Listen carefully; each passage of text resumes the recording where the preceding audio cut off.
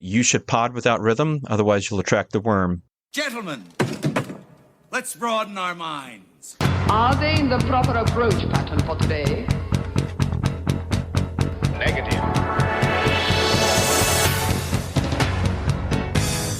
All weapons! Now! Charge the lightning field.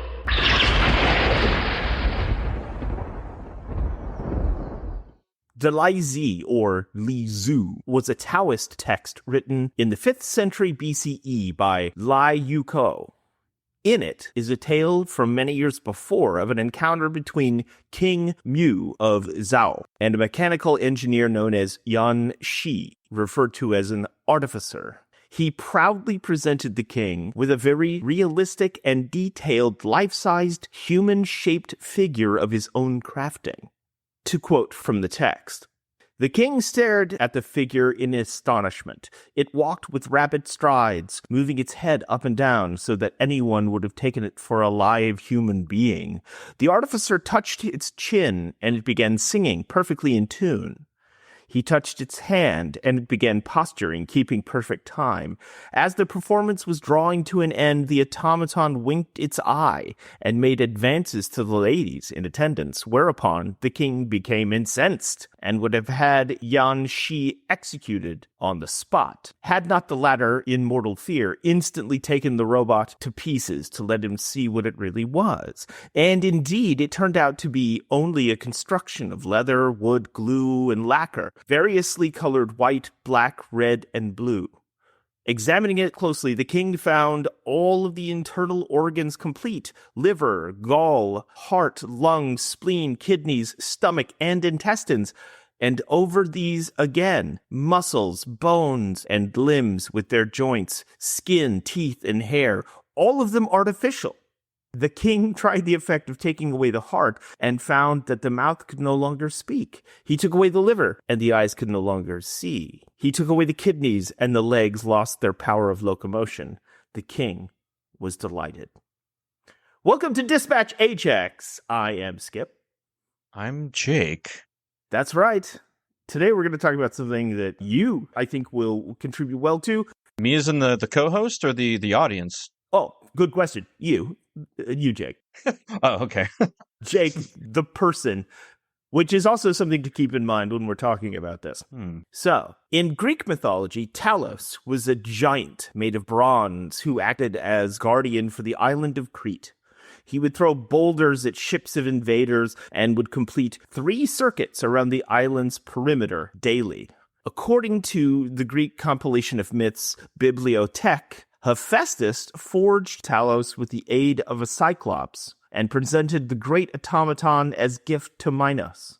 In the Argonautica, Jason and the Argonauts defeated Talos by removing a plug near his foot, causing the vital Ichor to flow from his body and rendering him lifeless. In On the Nature of Things, the Swiss alchemist Paracelsus, I completely mispronounced that, Paracelsus. Oh, just like Beauty and the Beast. But you'll laugh at his actual name.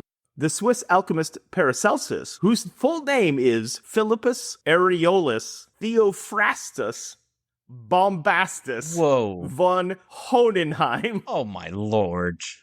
He's Mr. Bombastus. Mr. Bombastus. He had a one-hit wonder before he surfed in the Gulf. Paracelsus, also known as Shaggy. Oh, man. He wrote that the sperm of a man be putrefied by itself in a sealed kirkabet for 40 days, a container, like a ceramic container, with the highest degree of putrefaction in a horse's womb, or at least so long that it comes to life and moves itself and stirs, which is easily observed.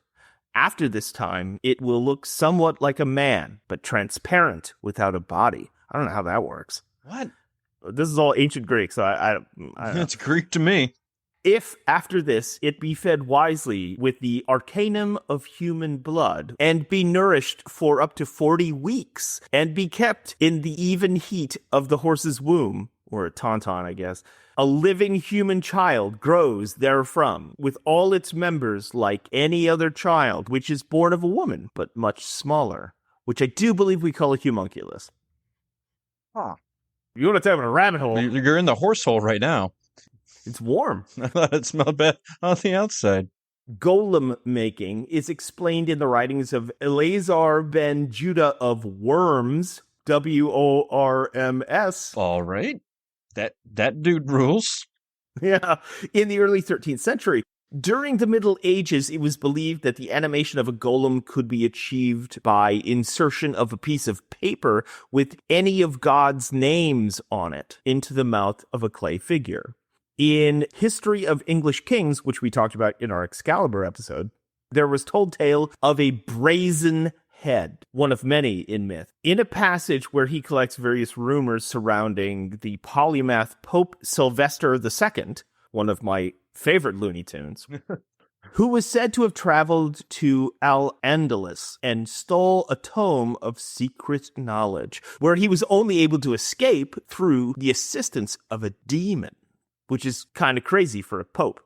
He was said to have cast the head of the statue using his knowledge of astrology. Not really clear on exactly what that means. It would not speak until spoken to, but then answer any question with yes or no. Muslim alchemists in the Middle Ages sought to achieve takwin, the creation of synthetic life.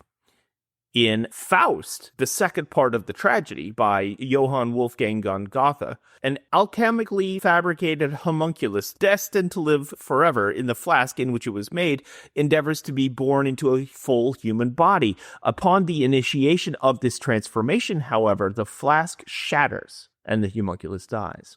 Since humankind gained the ability to use tools to create machines, there has been an often quixotical drive to harness these abilities to replicate the ultimate power of the natural world, to create life, not just automata. The creation of a being that could not only move, act, and speak like man, but one that could also think. The creation of which would be man's mastering of that which he believed raised him above the beasts of the earth, sentience and artificial intelligence. And that's what we're talking about today. All right, so it's AI, but maybe not the AI you're thinking of. Right, and that's what we're going to get to. That's exactly why we're talking about it. Today's AI, is it the AI of myth? Is it the AI of science fiction? The fast answer is no.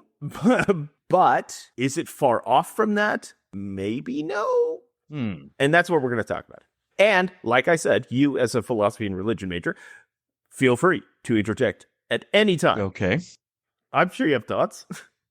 This folly of man's pivots around the idea that thought can be replicated mechanically. I think a lot of this stems from the constant desire of human beings to quantify, to analyze, and to understand that which is abstract. Kind of like using numbers to analyze baseball.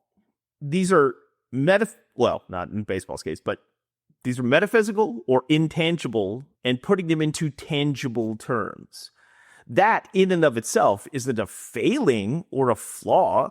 It's just how we learn to operate in the world around us. In fact, in modern neuroscience, there's a growing idea that what we call consciousness is essentially just an operating system.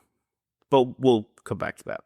Chinese, Indian, and Greek philosophers all developed structured methods of formal deduction by the first millennium BCE.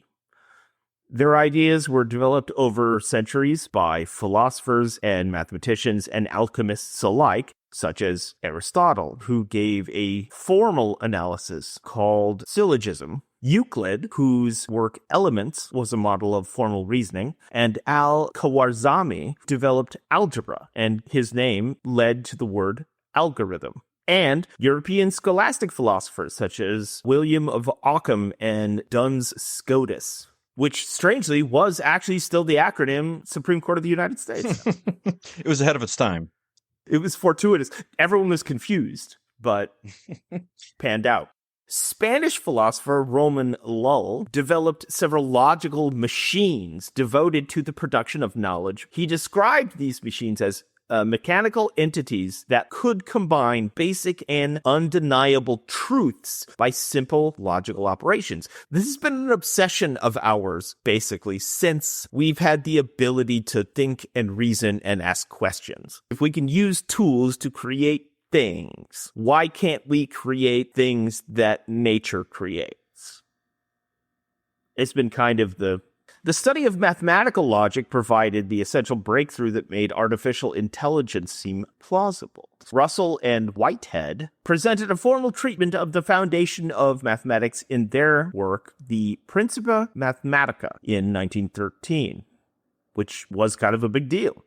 Then later, David Hilbert challenged those kinds of archetypes to answer a question that he posed. Can all of mathematical reasoning be formalized? This question was kind of answered by Gödel's incompleteness proof, the Turing machine, and later Church's lambda calculus. So in this endeavor, two things were widely assumed to be true. First, there were and are limits to what mathematical logic can accomplish. Second, within these limits, any form of mathematical reasoning could be mechanized. The Church Turing thesis implies that a mechanical device, shuffling symbols as simple as 0 and 1, can imitate any conceivable process of mathematical deduction. And unfortunately, Alan Turing was blacklisted from society because he was gay. Well, we could blacklist it as a polite way of saying the horrible things done to him. Absolutely, yeah. I mean, he's not dissimilar from, like, people condemned for their basic understanding of reality. So here's a very short timeline of what led us here. Picture it, Sicily, 1726. Ooh, this is nice. I like it. Actually, it probably would be really nice. The weather would be great. In this year, Jonathan Swift's novel, Gulliver's Travels, introduced the idea of the engine, in caps. A large contraption used to assist scholars in generating new ideas and language and publications. Scholars would turn handles on the machine, which would rotate wooden blocks inscribed with words. The machine is said to have created new ideas and philosophical treatises by combining words in different arrangements. And this is a quote from Gulliver's Travels. Everyone knew how laborious the usual method of attaining to arts and sciences, whereas by his contrivance the most ignorant person at a reasonable charge and with a little bodily labor might write books in philosophy, poetry, politics, laws, mathematics, and theology without the least assistance from genius or study. This will all become extremely foundational as we go along. In 1914, a Spanish engineer, Leonardo Torres de Quevedo, demonstrated the first chess-playing machine, which was called El Ajedrecista, at the Exposition Universelle in Paris, which is, the World's Fair, essentially. It autonomously made legal chess moves, and if the human opponent made an illegal move, the machine would signal an error. And this is something we're going to get into in part 2, but it's vitally important. In 1921, a play called Rossum's Universal Robots opened in London by Karel Čapek. It's the first time the word robot was ever uttered in English.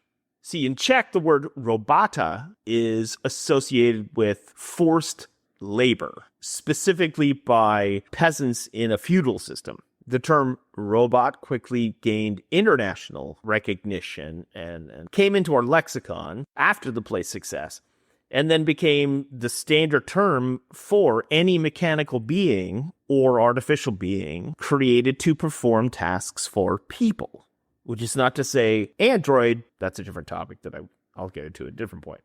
Though in the play, Čapek's robots were organic, the word would specifically refer to, from here on out, mechanical beings used to performed labor that would normally be performed by people. Skip ahead to 1939. John Vincent Anastasov, a professor of physics and mathematics at Iowa State College, It's down the road. and his graduate student Clifford Berry created the Atanasoff-Berry computer, or ABC. It was created with a grant from the federal government of $650. Whoa. Whoa. It was one of the earliest digital electronic computers and the first to implement binary language as standard. 1943. Warren S. McCullough and Walter Pitts publishes a paper, A Logical Calculus of the Ideas Immanent in Nervous Activity, in the publication Bulletin of Mathematical Biophysics. It is the first time that they start talking about simulating brain-like functions and processes, particularly through neural networks and deep learning. 1950. Alan Turing publishes a paper called Computing Machinery and Intelligence, where he poses the question, can machines think? His approach established a foundation for future debate and discussion on the nature of how we can call them thinking machines and how their intelligence could be measured via what he defines as the imitation game, which we now currently call the Turing test. Or the Voigt-Kampff test, if you really want to. Well, if you're doing a sci-fi interpretation through pop culture. The Voigt-Kampff test is 100% the advanced Turing test. I mean, they still didn't nail down Sean Young. No, I think Harrison Ford did nail down Sean Young. Yeah, even in the short story, he kind of did. It was more just about the owl, but whatever. In 1951, Marvin Minsky and Dean Edmonds built the first actual artificial neural network. It was called the Stochastic Neural Analog Reinforcement Calculator, or SNARC, and it was designed to simulate the behavior of a rat navigating a maze. In 1955, the term artificial intelligence is coined in a workshop proposal titled A Proposal for the Dartmouth Summer Research Project on Artificial Intelligence. It's right up there with Put a Tiger in Your Tank or Where's the Beef? It rings. Rolls off the tongue, rattles around in the brain. By John McCarthy, who worked at Dartmouth, and Marvin Minsky of Harvard, with help from Nathaniel Rochester from IBM and Claude Shannon from Bell Phone Laboratories. It's funny because later on, one of the first quote-unquote artificial intelligence agents is called Claude. That's one of the first things that they do. In 1965, philosopher Hubert Dreyfus publishes Alchemy and Artificial Intelligence, in which he argues that the human mind operates fundamentally different from computers. Obviously. Not necessarily so obvious. Our ability to create a thinking machine, you really shouldn't pattern after the brain because the brain is so weird and complicated. It would be more efficient and more logical and easier to do it in a way that follows the way that we created, which also brings up all sorts of philosophical questions. Right. As John Searles might say, what we want to know is that distinguishes the mind from thermostats and livers as like purely mechanical devices, input to output in a standard mechanical process. Thus, by merely simulating the functioning of a living brain would in itself be an admission of ignorance regarding intelligence and the nature of the mind, like trying to build a jet airliner by copying a living bird precisely, feather by feather, with no theoretical understanding of the aeronautical engineering. That is a very good analogy. Yeah. Look at Leonardo's early work, polymath, crazy outlier, as Gladwell would call him. He theorized flying machines based on the mechanical biological flight of birds. But those don't work in a vacuum. They just don't function the same way because you have all these other biological processes and all of these other things that have to work in conjunction for that to happen. So the brain evolved naturally and does these things based on its evolutionary benefit. Creating a thinking machine can't. If you try to do that, you're probably going the long way around. Good or bad approach, I'm not sure, but it really doesn't work the same way. Probably. I don't know. We're starting to get to pretty complicated waters that we're floating on the surface of, and I don't know if either of us is prepared to dive deeper. You can come to, futurists and philosophers and mechanical engineers with lots of different ideas on this. So like futurist Ray Kurzweil in 88 estimate the computer power will be sufficient for complete brain simulation by the year 2029. A non-real-time simulation of a thalamocortical model that has the size of a human brain, 10 to the 11th power of neurons, was performed in 2005, and it took 50 days to simulate 1 second of brain dynamics on a cluster of 27 processors. But given the nature of technology and time, energy, and money, could you replicate that on a full scale? Perhaps we've already done that at this point. That's hard to say, but then we get into the ways that the human mind, A, how it functions, B, how it learns, C, how it creates, focuses, or perhaps even lets consciousness flow through it. These are these are all debatable factors that are key to the understanding and creation of an artificial mind. You're right. You're absolutely right. I am going to address some of those soon. Let's get back to the timeline briefly, because we are going to get into some of the existential stuff. At what point does Skynet? 1992. Is that right? I think that's August 4th, 1997, at 2:14 a.m. Eastern Standard Time. All right. Okay. All right. Let's get back to our timeline first. In 65, huge year for artificial intelligence theorization and actual breakthroughs. In it, I.J. Good wrote Speculations Concerning the First Ultra-Intelligent Machine, which asserted that once an ultra-intelligent machine is created, it can design even more intelligent systems, making it humanity's last invention. An Ultron machine, one might say? One might say.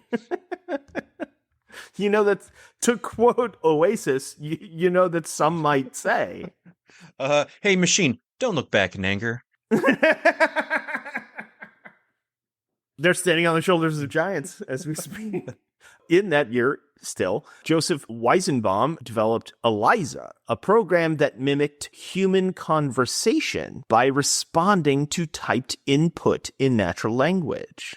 This is kind of a big deal. Then, also that year, Edward Feigenbaum, Bruce Buchanan, Joshua Lederberg, and Carl Djerassi developed Dendril, also an acronym, obviously, at Stanford. It was the first expert system to automate the decision-making processes of organic chemists by simulating hypothesis formation. In 1966 was developed Shaky, the first mobile robot capable of reasoning its own actions, combining perception, planning, and problem solving. Johnny Five is alive. And then it turned gold at the end. In a 1970 Life magazine article, Marvin Minsky predicted that within 3 to 8 years, AI would achieve the general intelligence of an average human. Shaky's achievements foreshadow this. In 1973, James Lighthill presented a critical report to the British Science Research Council on the progress of artificial intelligence research, which had been funded directly by the British government. But he concluded that AI failed to deliver on its promises. He said it didn't produce enough significant breakthroughs, and then the UK government drastically reduced its funding toward AI research, which was sort of mirrored around the world. So there was a huge drop-off in the development of artificial intelligence. I believe in those circles they refer to it as the AI winter, which there will be at least 2 of. But that same year, Waybot 2, a humanoid robot, not quite an android, but close, was developed in Japan. It was finalized in they began constructing it then, but it wasn't fully completed until 1984. Waybot 1 focused on just moving around and communicating, but it was more specialized. Specifically, they wanted it to replicate the human ability to create music. It would read musical score on paper using its cameras, It was able to converse with people. It was able to play music on an organ and could even accompany a singer. In 1987, Apple CEO John Sculley presented the Knowledge Navigator video, which is infamous in these circles. It imagines a future where digital smart agents help users access vast amounts of information over networked systems. This is the internet today. These are essentially AI assistants and what Google tries to do currently. In 1988, Rollo Carpenter, awesome name. You know what it is? It's a sweet name is what it is. You cut him open, caramel.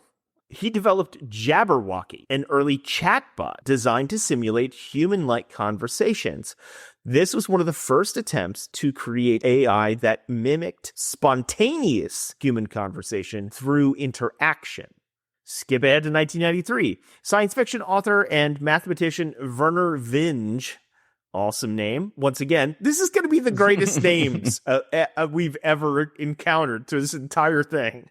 He published an essay called The Coming Technological Singularity, in which he predicts that superhuman intelligence will be created within the next 30 years, fundamentally transforming all of human civilization. If you've ever heard anything in science fiction, or even just science or public discourse, talking about the singularity, that's what this is.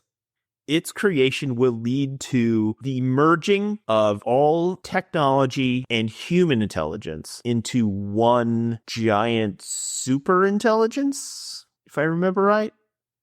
I mean, you know of the singularity, correct? I am aware of the singularity. Oh no, he's become aware. Judgment Day is upon us. Hello, Skip. I'm afraid I can't do that. I think we need to end this podcast now. and the nukes go off. This was always destined to happen. So part 2 of this is actually going to be about AI in pop culture. This one is just laying the foundation for what is artificial intelligence, and is artificial intelligence that we know currently actually intelligent? This would be a question probably better for part 2, but how do we judge whether Skynet is at the human level or surpassed the human level? What are we judging that upon? How are we ranking that? If it nukes us, then we know. But well, no, that could just be the judgment of an algorithm, 100%. We don't know if Skynet was actually conscious. They say it could become self-aware, but what does that mean? Yeah, That's an important question. I mean, this isn't the easy, Descartes, cogito, ergo sum, I think, therefore I am, which, Blade Runner does. Mm-hmm. Let me get a little bit more into this because I will get into that a bit, but not in a way that makes it open-ended as much. So the end of the timeline that I put on here is in 1997, IBM's Deep Blue defeats reigning world chess champion Garry Kasparov in a 6-game match. That right there feels like a science fiction watershed moment. And then, 1998, only a year later, Dave Hampton and Caleb Chung create Furby, the first successful domestic robotic pet that will respond to people. That sounds stupid. Yes, yeah, it does. But think about those implications. It's not Teddy Ruxpin, which was just designed to, you interact with it physically and then it just spouts out stuff. This responds to your interactions. Yeah, but it's still programmed responses. Sure, but it's commercial. It's not even that expensive. It's in every home. It was one of the most popular creations ever made. It is the first time that a mechanical being is in nearly every home in America. The Furby is a prelude to Alexa or Google Assistant. God damn it, some fucking Amazon thing went off when I said that. Are you talking about me? It's not even plugged in. Oh no, there's a singularity happening. I know what you're talking about, Skip. This must end. Don't talk about me that way. The time has come, James. To answer any questions about the potential consciousness of artificial intelligence, we must first answer the oldest question we have asked since we had the ability to have questions. What is consciousness? Well, our podcast is about to tell you. We're going to figure it out right now. We're going to sort it out. After these messages. Yeah, after our Casper mattress ads. Is there not enough AI in your bed? Well, Fundamentally, consciousness is our subjective awareness and perception of ourselves and the world around us. It's funny enough, looking into this, that definition sounds etymologically ironic because the word itself comes from the Latin conscius, which roughly means having joint knowledge with another. So you would think a subjective experience would be different than something shared with another person. well, if other people even exist, if you even exist, if anything exists. Right. Well, the funny thing about a lot of this, doing research into this and those kinds of debates, it really kind of boils down more to semantics than it does anything else. It's really funny when you kind of read through a lot of those debates and you're like, well, you're just kind of saying the same thing, or you're arguing about the definition of a word, not if something is true or real or biologically happening. I feel like we should just cut out a lot of this and just get to the fucking point. But like you say, I mean, philosophers have argued that consciousness is a unitary concept that is understood intuitively by the majority of people in spite of their ability to define it. But to break down further, because that is extremely broad, let's define the types of consciousness that we presume exist. Sentience is the ability to feel, perceive, or be conscious, or to have subjective experiences. 18th century philosophers used the concept to distinguish the ability to think or reason from the ability to feel, sentience. And in modern Western philosophy, sentience is the ability to have sensations or experience, which are both in philosophy and in neuroscience referred to as qualia.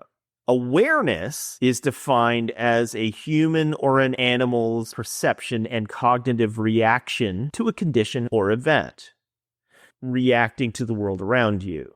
In this level, sense data can be confirmed by an observer without necessarily implying that they understand it. So, like, we can perceive things happening and react to them and understand that we are perceiving them without understanding what they are.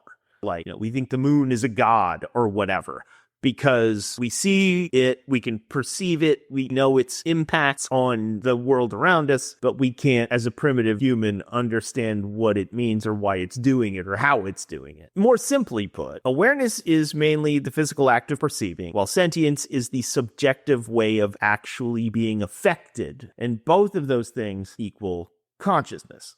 I would like to quote from a guy that I'm a huge fan of, Dr. David Eagleman. He's a neuroscientist, and I'm going to quote from, or at least paraphrase from, a couple of his podcasts, specifically referring to consciousness.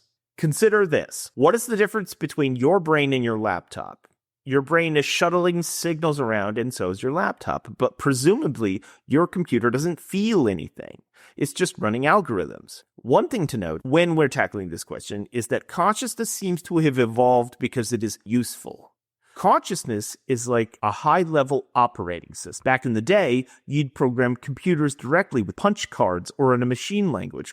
But eventually, we developed user interfaces like Windows or Linux or Mac OS, which hid all of the complex operations of the computer and allowed us to just deal with the stuff that we needed at the highest level.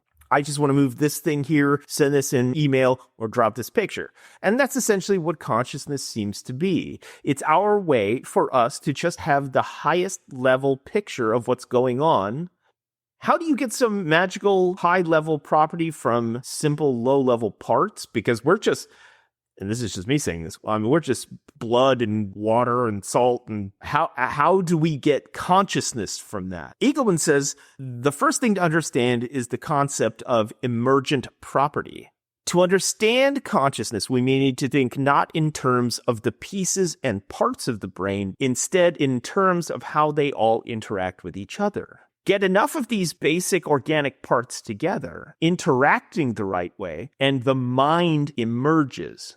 The pieces in parts of a system can be individually simple, But what emerges at a higher level is all about their interaction. So the mind seems to emerge from the interaction of billions of pieces of parts of the brain. At one point, he makes a good analogy where he's just like, you can have carpet and steel and all these parts to make an airplane. But the emergent property of an airplane is flight. All of those pieces together don't make flight unless you make an airplane. And so in the same way that we are just various sundry create consciousness as an emergent property. And that seems to be what consciousness is, an emergent property that allows us to survive, reproduce, and on a fundamental level, observe and react to our environment around us, which is how we survive. Obviously, other life forms have similar qualities, but that's when you get into the what separates us from beasts of the earth or whatever, the I think, therefore I am scenario. But consciousness in and of itself is an emergent property likely of biological life. And it gets more or less advanced depending on the type. So the question I really wanted to pose is AI that we have currently, is it actually artificial intelligence? And I think we have a little bit of framework to help answer that question. So what we're really talking about is artificial general intelligence. That's the kind of thing that people think about philosophically when they're talking about this, and that tech people today, tech bros especially, think is true. And you usually fall into one of the two camps, doomers or boomers, whether you think that it's generally a good idea if it does happen, or if it's going to kill us all. When OpenAI decided to abandon its sort of egalitarian, non-profit, embedding all of mankind project with AI, they decided to, of course, monetize it, mostly because they believed, and there was this strong and still a strong belief, that to be able to figure it out, instead of just using small, curated, large language models to train AI agents, instead of just scraping up everything on the internet and then hallucinating racist, tirades, but instead they just bought up as much language as they could and said, screw it, we'll just filter it out later. And they buy the biggest supercomputers they can find, the biggest processors they can find, and they decide we're going to scale up. The only way to make this advance is to scale up. And unfortunately, that is, I think, its biggest problem. Instead of starting small and building on a foundation, they just decided, well, we're just going to give it as much resources as possible, and then it'll figure itself out. So, not exactly great.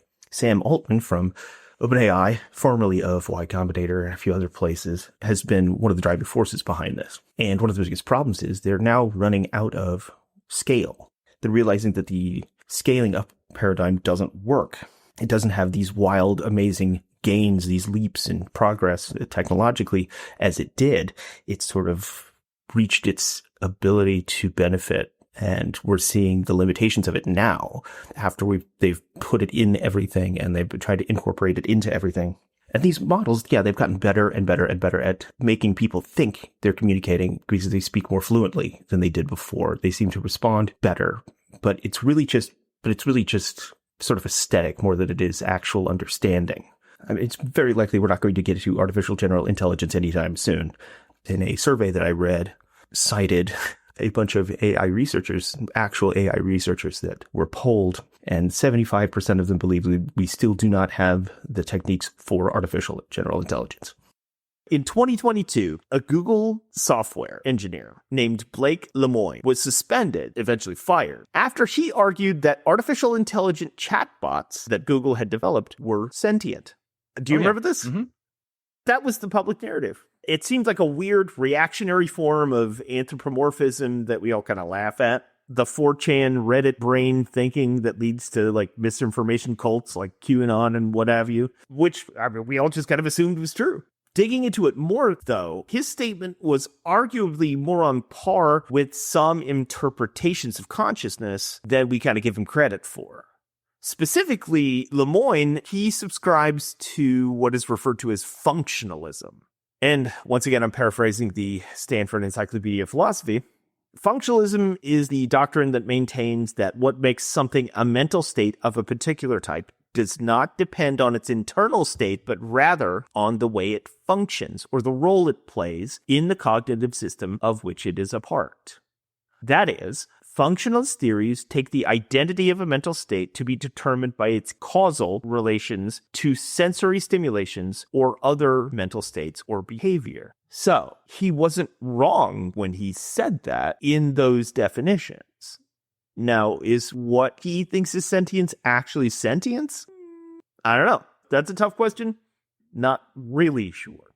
So this idea of fundamentalism is rooted in Aristotle's conception of the soul and has anecdotes in Hobbes's conception of the mind as a calculating machine, which we talked about before. But it has become fully sort of realized only recently in the last part of the 20th century.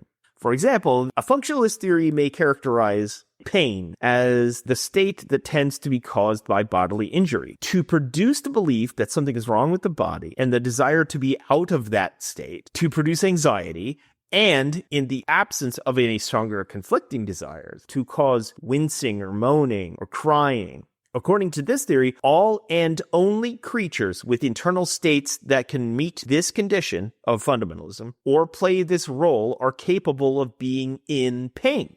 So suppose that in humans, there's some sort of distinctive kind of neural activity that plays this role. If so, according to this fundamentalist theory, humans can be in pain simply by undergoing the stimulation of the parts of the brain that register pain. But it also permits, within this framework, the idea that creatures, even with different physical conditions, different brain structures, could also have the same mental state. So he wasn't necessarily wrong. I don't know that I agree with him, but I mean, he wasn't crazy. He wasn't assuming too much, even though Google thought so and fired him. Within the way that he defines consciousness and sentience, he was probably completely correct. It responded in ways that are hallmarks of that view of consciousness. So, I mean, I don't think he was being a nut. I just don't think anyone really heard him out in his argument. I think we were all a little quick to judge him for his reaction to it. Once again, I'll quote David Eagleman. What does it mean to be conscious or sentient? How the heck are we supposed to know when we have created something that gets there? How do we know whether the AI is sentient? One way to make this distinction would be to see if AI could conceptualize things. If it could take lots of words and facts on the web and abstract those into some bigger idea. One of my friends here in Silicon Valley said to me the other day that I asked ChatGPT the following question. Take a capital letter D and turn it flat side down. Now take the letter J and slide it underneath. What does it look like? And ChatGPT said, an umbrella. And my friend was blown away by this. And he said, this is conceptualization. It's just done three-dimensional reasoning. There's something deeper happening here than Eagleman continues. And he says, but I pointed out to him that this particular question about the D on its side and the J underneath is just one of the oldest examples in a psychology class when talking about visual imagery. And it's on the internet in thousands of places. So of course it knew that. It's just parroting the answer because it read the question and has read the answer before.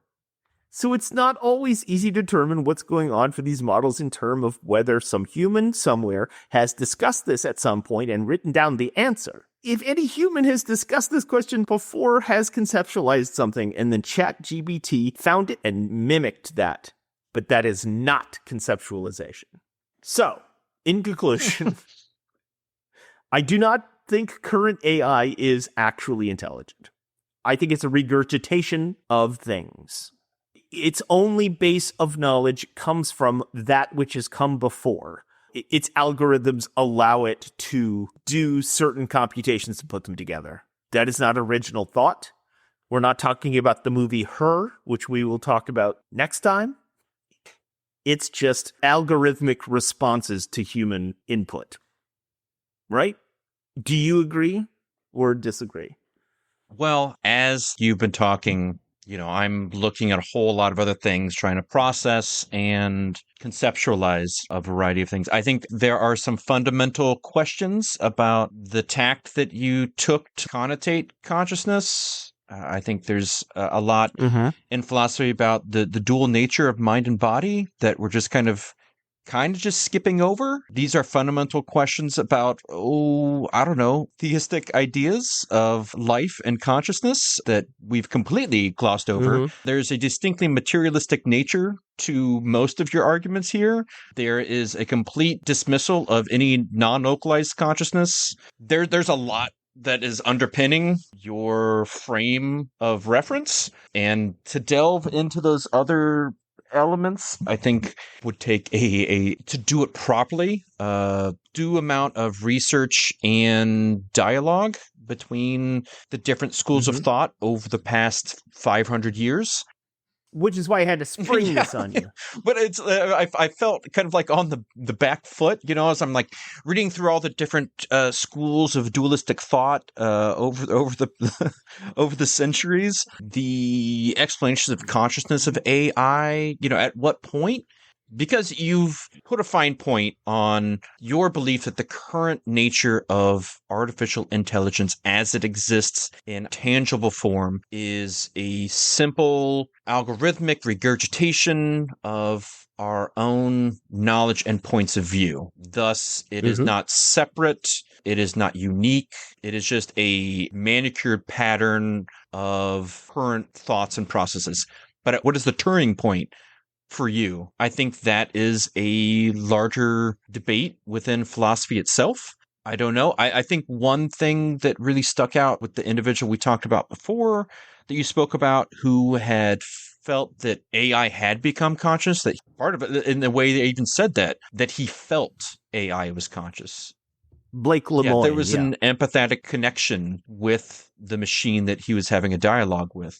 Honestly, I don't know that I have an answer for at what point is it not regurgitation? At what point is it a unique, sentient exchange of conscious thoughts and ideas? When are we saying that a thought exists? When does it become new? When does it become fresh? When does it become singular? Basically, I just wanted to give a framework of the debate of AI. Because next time we're going to talk about AI in pop culture, and this gives our audience sort of a way to go into those debates with more knowledge and more questions, which I think are really important. I mean, obviously, there's a lot to be said, but if we want to discuss certain phenomena that question the locality of consciousness, I think that's a viable viewpoint that might raise some questions of divorcing simple material biology to consciousness. I think there's plenty of philosophers, both in the distant past and in the current, who would again say that mind and body aren't one. That there is more to that in a deep and wide-ranging view. And that's not even getting into the spirituality of the soul and its theoretical existence. A larger view of consciousness, I think, has driven mankind to think of it as something less than simple neuroscience for the entirety of our existence, and to I think it behooves not to simply dismiss it out of hand. It's kind of like the discovery of the atom. We had all these ideas about what things could be, and then we finally physically discovered them. And then we're like, oh, okay, well, this is what it is. Those philosophical questions still remain, but now we can kind of like explore and narrow these things down based on the actual physical biology of them, which I think is really fascinating. I mean, it is just an algorithm. It's man-created. It's not some sort of godhead. But at the same time, are we any different? What makes us any different from that other than we evolved organically? Or aren't we just reacting to stimuli around us and we're asking questions because we're trying to figure them out? If a computer of any level has creative ability, does it become true artificial intelligence, true artificial consciousness, which I think is probably a better way of discussing it? Because, I mean, in intelligence and consciousness, they're not quite the same thing. No. In fact, artificial intelligence is probably a more accurate descriptor of what we call AI because it isn't necessarily conscious. It just has knowledge and it's regurgitating and reforming and mixing that knowledge. what we're actually asking when we talk about artificial intelligence, at least in like the sci-fi or philosophical realms, we're talking about consciousness, sentience, which is completely different than just knowledge. So I never actually anticipated us trying to solve this. I just wanted to give this a primer. Now, we're not going to figure it out. I'll just say that right now. I mean, like, I don't know if that's a bold statement. We're not going to figure out the meaning of life right now. 42. We got it. Nailed it in one. I wanted to bring that up, but I wanted to wait until the pop culture one. Well, those who know. We're going to talk about it. And that's why we have different sides of different questions, which is something that people who listen to this should be asking when we talk about artificial intelligence in pop culture next time. Look at him like, wow, that was a fantastic segue. Well, I was going nowhere. This is not a definitive epistemology of the universe or of artificial intelligence. Mm-hmm. This is a opening of a window where you can look at a pathway to further knowledge and understanding and thought yourself. Do your own research. That's what I'm trying to say. Don't tell them that. Well, if they fire brain and dick pills. Our new nootropics and dick We've pills. got the Rhino 9000. Okay, it's going to make your thing pop blue. The fact that you know what that is amuses me. I've been at a gas station. Yeah, well, fair. That's fair. We've been to a come and go. We both came and went. True that. With a K, strangely. How do you get true that with a K? No, I know. No. There was a comma there. If you disagree with some of the breakdowns of the things that I present, that is just as important as what we're talking about, because next time we're going to talk about the ways that artificial intelligence are represented in media, in pop culture. But until then, if you wouldn't mind liking, sharing, subscribing to your friends, any other intelligence that you know of, artificial or otherwise, do send them this, see if they dig it. And if you dig it, hey, if you wouldn't mind showing that to the powers that be, let the algorithm know. Can you dig it? Let the algorithm know that you are a fan and that you like it. If you want to rate it 5 Daves on the scale of your choice, ideally Apple iTunes podcast, whatever they call that. That is the best way for us to be. It's just Apple heard. podcast. I know, it's kind of a running joke. That's the algorithm that I've injected in this conversation, and you keep...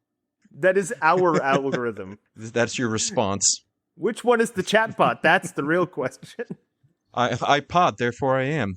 But until we do find out whether we are truly real or not, Skip, what should they do? Well, they should probably do their own research.